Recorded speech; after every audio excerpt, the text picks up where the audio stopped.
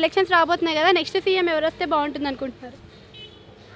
మేము ప్రధానంగా కోరుకునేది అయితే చంద్రబాబు నాయుడు గారు రావాలని కోరుకుంటాం. ఆయనే వస్తారని మేము అనుకుంటున్నాం. చంద్రబాబు నాయుడు గారు ఒకవేళ అధికారంలోకి వస్తే మరి ఉద్యోగ అవకాశాలు ఏ విధంగా ఉంటాయి, మరి ఐటీ రంగం ఏ విధంగా డెవలప్మెంట్ అవుతుంది? చంద్రబాబు నాయుడు గారు అనే వ్యక్తి ఒక ప్రపంచ మేధావి. గతంలో ముఖ్యమంత్రిగా ఉమ్మడి ఆంధ్రప్రదేశ్కి ముఖ్యమంత్రి చేసినటువంటి అనుభవం ఉన్న వ్యక్తి, ఒక విజన్ ఉన్న వ్యక్తి. ప్రత్యక్షంగా మనం చూస్తూ ఉన్నాం.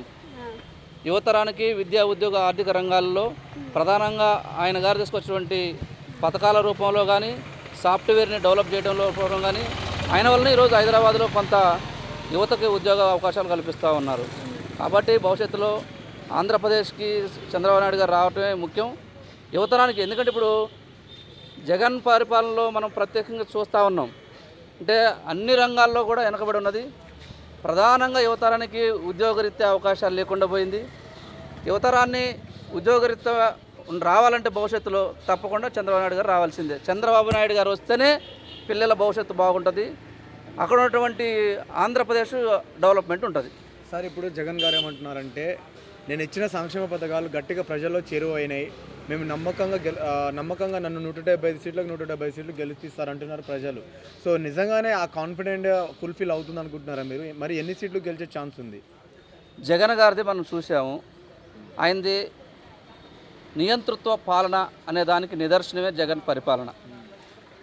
ఎందుకంటే మనం గడిచిన కొంత కాలంలో ఆయన అనుకున్నట్టు పథకాలు ప్రజల దగ్గరికి వెళ్తున్నాయని అనుకుంటున్నాను, కానీ పథకాలు ఆయన కార్యకర్తల వరకే వెళ్తున్నాయి, కానీ పేద వర్గాలకు అర్హులైనటువంటి ప్రజల దగ్గరికి రావడంలో నిష్పక్షపాతంగా మనకు అక్కడ వివక్షత కనపడతా ఉన్నది. 100% జగన్ గారు అనుకున్న స్థాయిలో లేదు. అక్కడ ఉన్నటువంటి 175 సీట్లలో తప్పకుండా మెజారిటీ సీట్లు చంద్రబాబు నాయుడు గారికి వస్తుంది.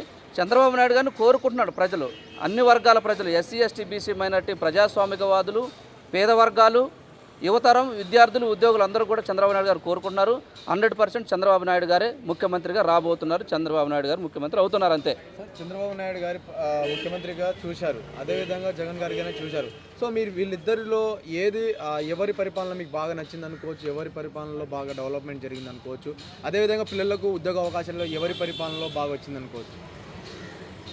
చంద్రబాబు నాయుడు గారు ఉమ్మడి ఆంధ్రప్రదేశ్లో ఆ ఉమ్మడి ఆంధ్రప్రదేశ్ని, తెలంగాణని, ఆంధ్రప్రదేశ్ని ఈ దేశంలోనే ఉన్నత స్థాయిలో నిలబెట్టగలిగాడు. ప్రపంచ స్థాయిలో ఆంధ్రప్రదేశ్కి మంచి గౌరవం తీసుకొచ్చారు.